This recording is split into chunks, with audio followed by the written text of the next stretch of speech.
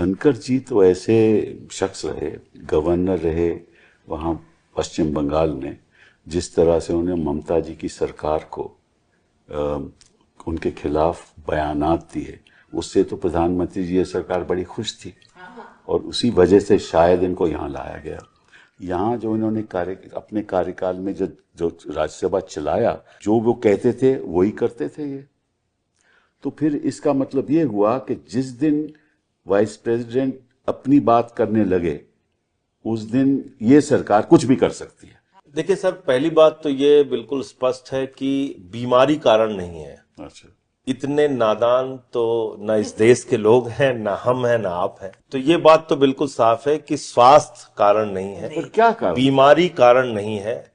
उनको heart attack भी हुआ था, आपको याद होगा। तो एम्स में एडमिट हुए थे, उसके बाद ठीक हुए। अगर वो और उसके बाद वो प्रोग्राम था परसों पर, उसके बाद हाउस में आए।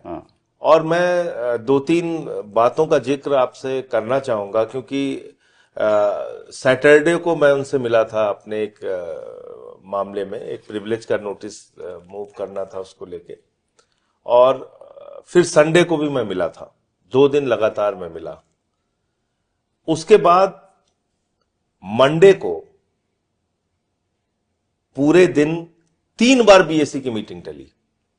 ये देश के लोगों को जानना चाहिए। मैं 8वां साल हो गया राज्यसभा में रहते हुए, और बीएससी का मेंबर मैं लगातार रहा काफी समय से। कभी भी ऐसा नहीं हुआ कि बीएससी की मीटिंग एक बार टाली जाए, फिर दूसरी बार टाली जाए, फिर तीसरी बार टाली जाए। तो ये तो पहला टाइम क्या था? पहला टाइम था 11:30 बजे। अच्छा, उसके बाद फिर टाइम हुआ 12:12 बजे। अच्छा, फिर उसके बाद टाइम हुआ कि उसके बाद टाइम हुआ शाम को 4:30 बजे। अच्छा, तो ये 4:30 बजे वाली मीटिंग जिसका आप जिक्र कर रहे हैं, उसमें ना तो मिनिस्टर आए किरण रिजिजू जी, ना अर्जुन राम मेघवाल जी आए, और ना जेपी नड्डा जी आए, जो कि लीडर ऑफ हाउस। उसके पहले की यह घटना है कि इन्होंने इम्पीचमेंट का जो नोटिस था उसको एक्सेप्ट करने का अनाउंसमेंट किया जस्टिस वर्मा के खिलाफ।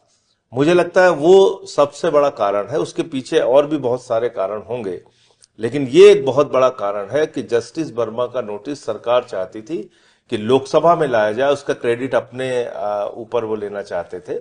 लेकिन क्योंकि इन्होंने राज्यसभा में उसको पहले एक्सेप्ट कर लिया, उसको अनाउंस कर दिया,